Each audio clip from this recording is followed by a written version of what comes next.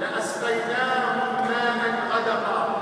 وعبر بالماء لأنه من أفضل النعم، وخاصة عندما يكون الإنسان عطشانا بحاجة إلى الماء.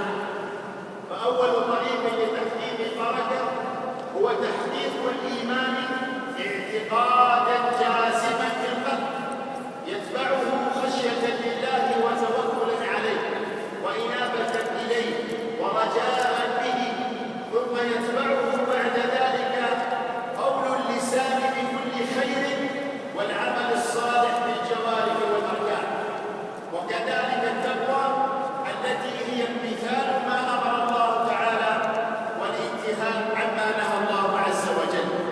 ثم تأتي السبب الآخر الذي يتحقق فيه البركة للإنسان، وهو أن يتعلم العلم النافع وأن يعمل به. فإن بني إسرائيل انتفعوا من علمهم لأنهم كانوا يعلمون ولا يعملون، وإن النصارى ما كانت بركة العلم فيهم ظاهرة لأنهم كانوا لا يتعلمون ويعبدون الله بجهل. فغضب الله على اليهود لتركهم العمل بالعلم، وغضب الله على النصارى لتركهم العلم وعبدوا الله بالجهل، رهبانية ابتدعوها ما كتبناها عليهم إلا ابتغاء رضوان الله فما رعوها حق رعايتها.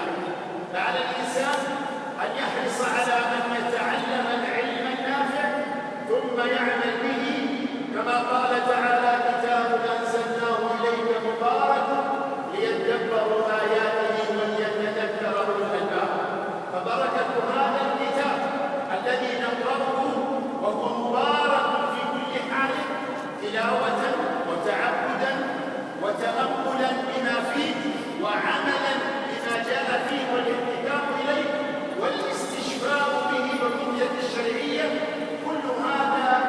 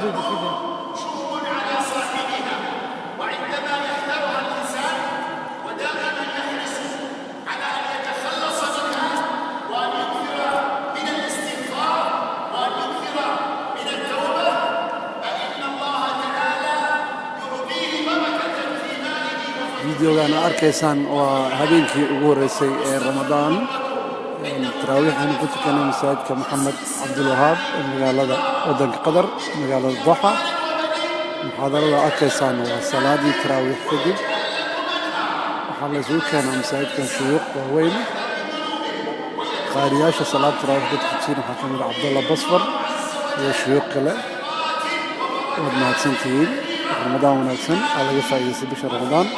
السلام عليكم ورحمة الله وبركاته. من كاسمه حسن كراجي انجينير حسن انغو ادي ودجرنا وحنا ديلانها سيداسيو نبد قاليو السلام عليكم ورحمة الله وبركاته.